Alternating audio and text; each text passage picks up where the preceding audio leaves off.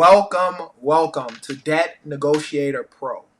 Now, Debt Negotiator Pro is a 5-video course to teach you how to settle your accounts. I know across the internet, you're always seeing never pay a debt collector. Don't pay a debt collector. They don't own the account, whatever the circumstances. And my question to you is this, for those of you who believe that.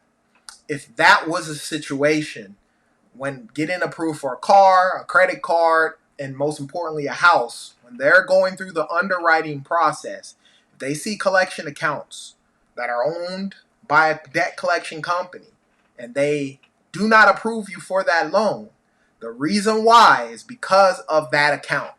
There's going to come a time you're going to have to settle out accounts. Now, I'm not saying settle out every account, but there's going to come a time where you're going to have to settle out accounts for whatever reasons. The correct method to pay your debt. I'm going to go over some of the methods that you could do with regards to paying your debt, and then I'm going to give my opinion on the best way with regards to paying your debt. I got a question in a comment that said, hey, well, if I pay this debt off, will it help my credit score? Another thing that I always tell anybody who is with me, I tell you not to get caught up so much on the credit score number. Right? The number, don't get caught up in that number. And there's some reasons for that.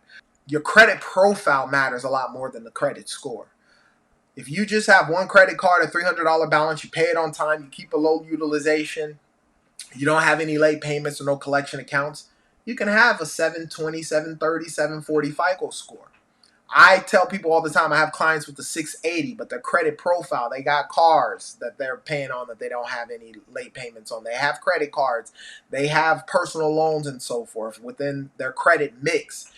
And with the 680 credit score, get approved for credit cards that people with the 750 don't. And a lot of that boils down to your actual credit profile.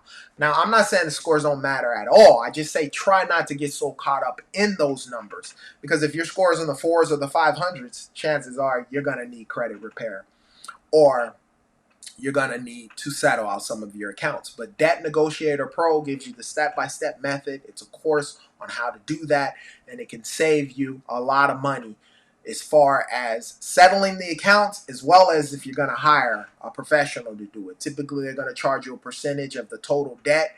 This is a one-time fee that you will pay. And exactly what I do when I'm settling out accounts is those steps. Be sure to check out the information down below. There's a free letter bundle. This is to help you on your credit journey. You'll get a template for a cease and desist letter, a goodwill letter, as well as a pay to delete letter. That'll help you out. I've stated this before. If your credit score is in the 4s, the 5s, or 600s, the low 600s, chances are you need credit repair. There is a 20-minute free consultation. Down below, there is a link to sign up for that. That way I can figure out where you're at, and see if, in fact, you do need credit repair. But in settling out your accounts, I'm going to give some of the payment options that when I was a debt collector, that actually people did with regards to paying. There was getting a money order and sending it regular mail. Now, if you're paying the balance in full, which I don't recommend that you do, and getting a money order takes time out of your day, right? You got to go wherever you can get money orders. And if you're going to mail it, typically you're going to go to the post office in your local area. You got to stand in line, get a money order, pay for that, get the address, stamped envelope, and send it to the debt collection company. That's one way that you can actually pay it. If you were dealing with a collection agency that I ever worked for or that I've actually owned, if you were going to do the money order, I would request that you overnighted the payment. So that's another fee, $21 or whatnot, to overnight the payment with regards to that. And I wanted the tracking number. Now, if I gave you a settlement, I tell you this all the time, if you had a $1,000 account, because you had Debt Negotiator Pro, you negotiated it down to paying $500, 50 cents on the dollar. And now it comes time to pay, and you said that you wanted to pay, but you wanted to send a money order. No problem. You can send it, but there's a time frame on that actual settlement to pay that $500. So if I'm talking to you and let's say it's on the 3rd, I'll tell you, hey, that payment has to be in office by, let's say, the 7th. If that payment comes after the 7th, and you're willing to risk sending it regular mail, or you think it's going to get there by the 15th, and it comes after the date that we agree upon, all that happens is I take that payment, I'll apply it towards your debt, but you miss the settlement opportunity. But that's one way you can pay. Another way is prepaid cards. I don't know if Green Dot is still out there. That was a pretty popular one where you actually go to, Walmart, you get one of those prepaid cards, you can load it up, put money on the card, and then you can call the collection company when you have the money loaded on that card and you can actually pay. That's a method and way that you can do so.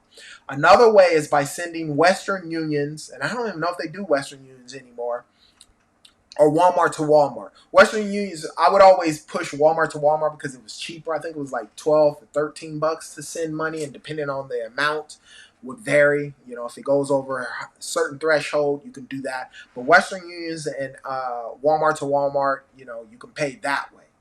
Another way is a check by phone. So basically, you're on the phone with the debt collection company. They're going to ask for your routing and account number to pay whatever the settlement. Hopefully, you're settling out the account. And that's one way you can pay. And then another way is by paying with your debit card, right?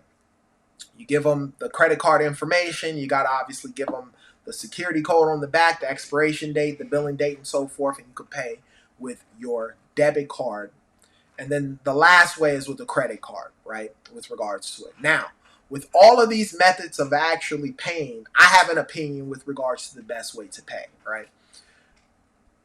Before I used to always say check by phone because you have actual evidence that the transaction was paid and you can see that transaction through your bank account and you have the proof of it. Versus when you pay with a money order, you got to make sure you keep that slip.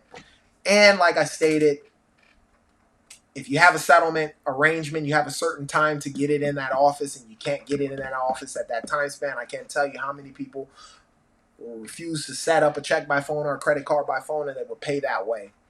Be late, will apply it towards the balance and still come after you for the remaining of whatever that settlement is. So it's key that you understand that. The way that I recommend you pay is with an actual credit card.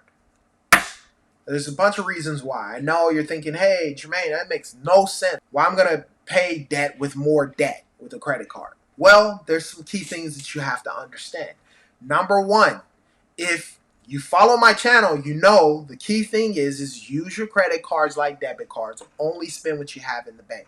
So let's say you have a $6,000 balance. You get them because you got Debt Negotiator Pro. You get them to settle at $300, 50 cents on the dollar. That $3,000, if you had it in the bank, you pay with a debit card, you get nothing. You pay the account and boom, you're done. You pay with the credit card that gives you points. Even if all you got was 1 point for every dollar, that's 3,000 points that you would get. And typically it's 1%. So you get $3 back. It's better than nothing with regards to it. Or sometimes, one of the credit cards I have now is giving you 1.5 points for every dollar that you spend on the credit card.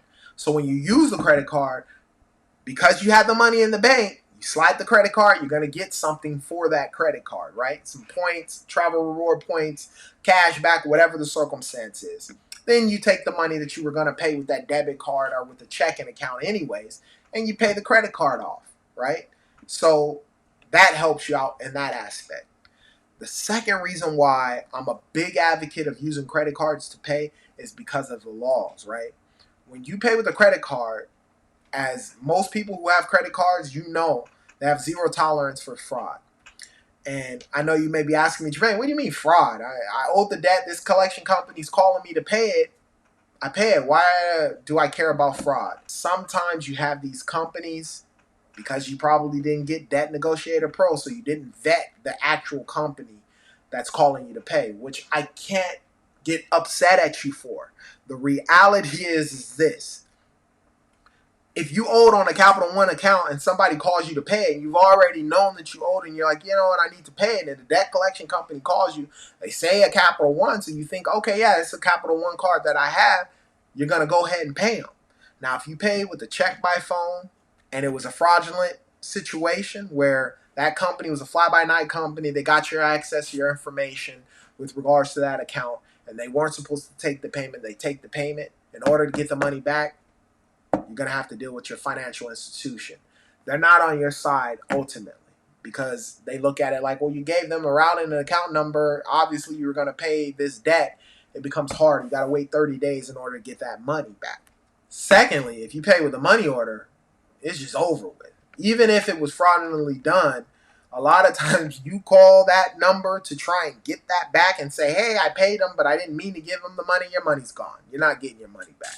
Debit card is similar to the checking account. Even though they may run it as, most likely they're going to run it as credit, it's still through your checking account, your actual account, and it's going to take you a long time to get that money back.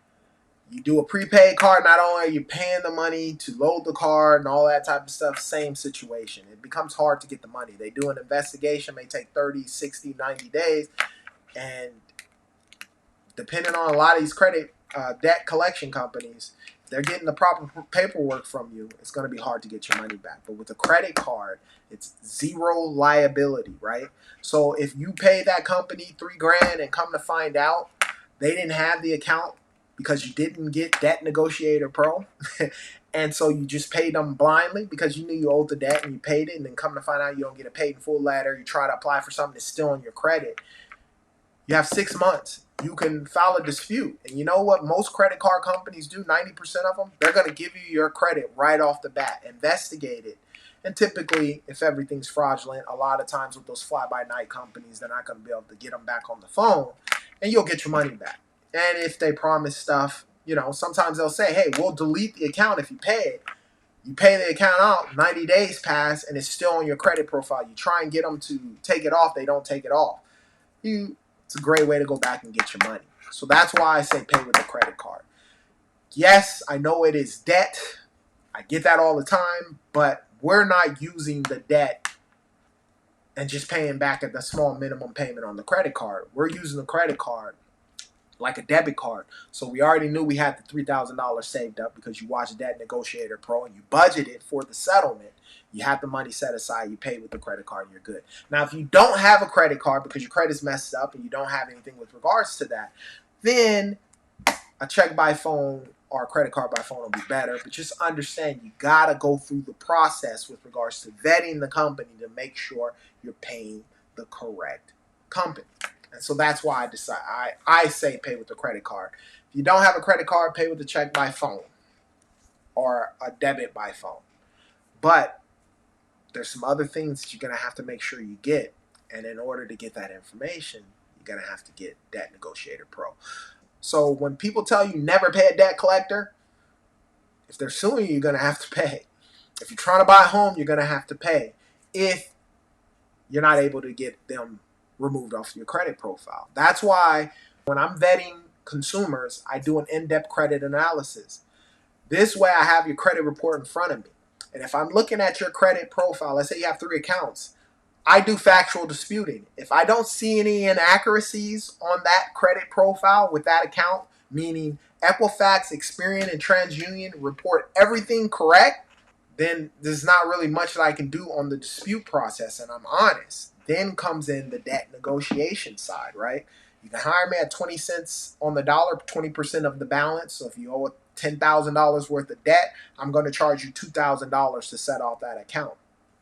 Or you can save yourself over $1,300 and pay for the Debt Negotiator Pro course. 5 videos is exactly what I do when I'm settling out the accounts. And there's some insight because I was a debt collector and I understand how they think. So some things to take into consideration with regards to doing it. If you have any questions about credit or debt, put them down in the comment section. I'll answer those questions for you. And like I always state, you be great.